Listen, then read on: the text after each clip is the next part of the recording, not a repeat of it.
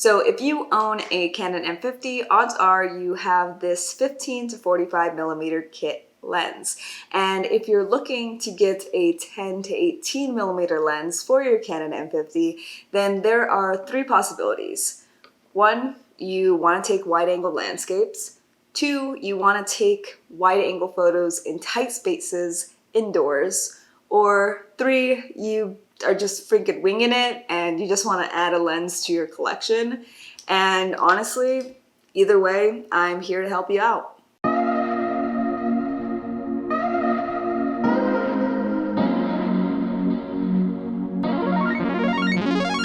Just so you have an idea, this is the 10 to 18 millimeter lens side by side with the 15 to 45 millimeter lens, which is the kit lens that comes with the Canon M50. You can tell that it's kind of huge in comparison.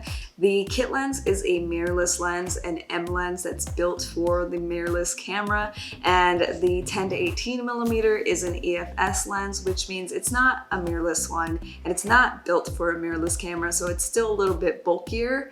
However, you can still use it on your mirrorless camera so long as you get one of these. So I talked about this in my 50 millimeter lens review, which I'll pop up right here. That lens is an EF mount, and this one, the 10 to 18, is an EFS. So you're gonna need a mount adapter that has an M side that goes onto your Canon M50 and an EF side that you can connect the lens to.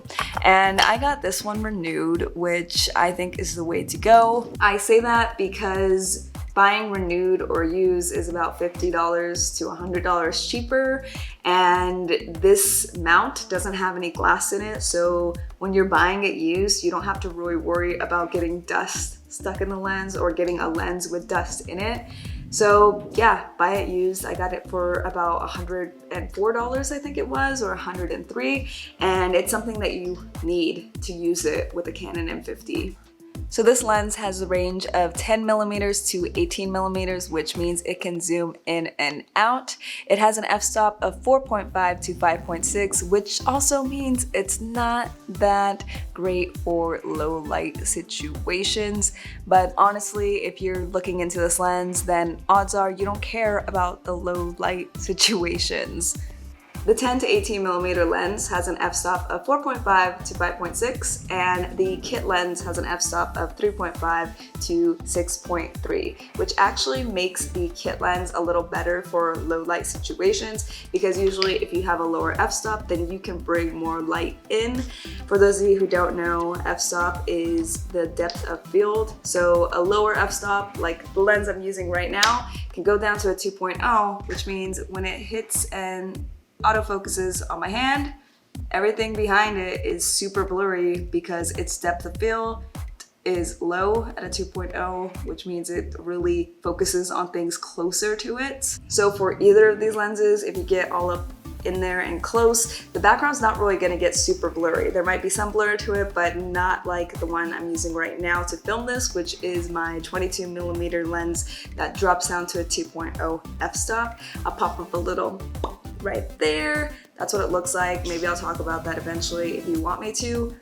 Tell me in the comments down below and I'll deliver. Anyways, back to the 10 to 18 millimeter lens. Currently, I am sitting in a hotel in Arizona, and I thought that this would actually be the perfect place to show you the difference between the kit lens and this wide angle lens, because wide angle lenses are used for real estate sometimes.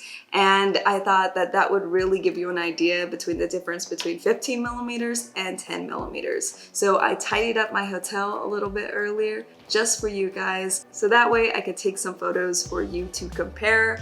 I tried to stand in the same spot for all the photos. Either way, you can see how much more information you get into the frame just by changing from 15 millimeters to 10 millimeters. And that's one thing that this lens can be used for, is indoor portraits or real estate photography. It probably isn't the best for professional real estate photography. I find that when I take the photos, it's nowhere near as crisp as a professional real estate photographer, but if you're just starting out and you kind of want to get an idea of how to take good angles for real estate photography, then maybe this might be kind of a stepping stone into that. I actually used to work as a marketing executive for a real estate development company, and I used to deal with the photographers for our projects, and their equipment is like thousands of dollars, so you can't really expect to get that kind of quality with something priced like this, which brings me to the price. So this brand new on Amazon is $299. That doesn't include tax and shipping. Right now, you can get it renewed on Amazon for $245, which when I was looking this up, I was like, what the heck? Because I paid $279, which rounded up to $300 after taxes and shipping. So right now the price actually dropped more. I don't know if that's temporary, I don't know if that's permanent, but I do feel like I got gypped. Nah, I'm just kidding, because I got a few months worth of experience with this lens, and I got some pretty great photos, not only of indoor portraits, but of landscapes. And that is one reason you might be looking into getting a lens like this, is landscape photography. That was one of the big reasons why I wanted it, and I'll just pop up some images that I've gotten with this lens out in the wild.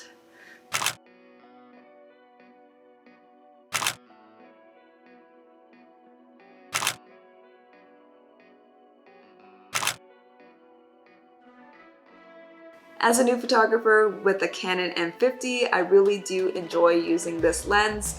Even with the mount adapter, I don't notice any janky movements or slow reactions. So if that's a concern, then don't worry about it.